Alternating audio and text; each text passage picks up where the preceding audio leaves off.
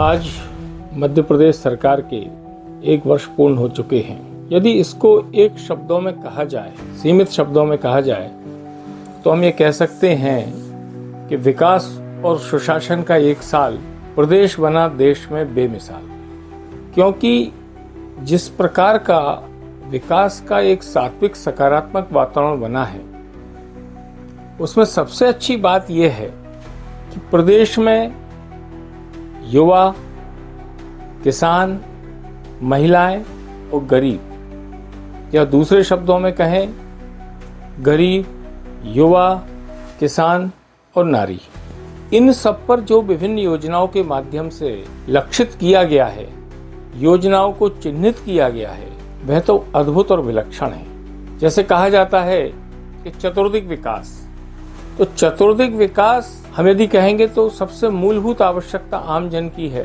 जैसे शब्द आता है ना, रोटी कपड़ा मकान, वैसे ही शिक्षा, स्वास्थ्य, संचार और सिंचाई, यह प्रदेश के समग्र विकास के लिए जो अति आवश्यक है, उसमें चारों तरफ जो पिछले, जिसको कहें कि 2 दशकों के बाद एक विलक्षण और अनूठा परिवर्तन इस सब में दिख रहा है। तो हमको ये लगता है, और जहां समग्र विकास की बात आती है तो आध्यात्मिक विकास, सांस्कृतिक विकास, प्रकृति और संस्कृति के प्रति एक स्वस्थ दृष्टिकोण रखते हुए उस चतुर्दिक विकास में आध्यात्मिक और धार्मिक दृष्टि से कहें तो कृष्ण पाथे, राम पाथे, संस्कृत नगरी उज्जैन का अपना एक विकास, और जन सुविधाओं की, पर्यटन की दृष्टि से कहें पीएम-श्री सेवा, प्रत्येक शहर की कनेक्टिविटी।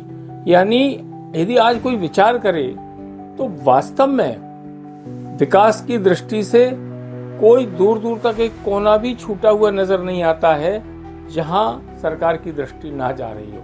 हालांकि अभी करने के लिए बहुत कुछ है। प्रदेश में गौ संरक्षण, संवर्धन के प्रति दृष्टिकोण अच्छा है सरकार का, लेकिन करने के लिए बहुत कुछ है। स्वास्थ्य के प्रति अधोसंरचनाएं बहुत हैं, लेकिन लोग स्वस्थ ही रहें, इसके लिए गौ आधारित प्राकृतिक कृषि से उत्पादित अन्न, मोटे अनाज, उनका प्रयोग, उनको बढ़ावा देना, इसमें भी बहुत कुछ करने की आवश्यकता है।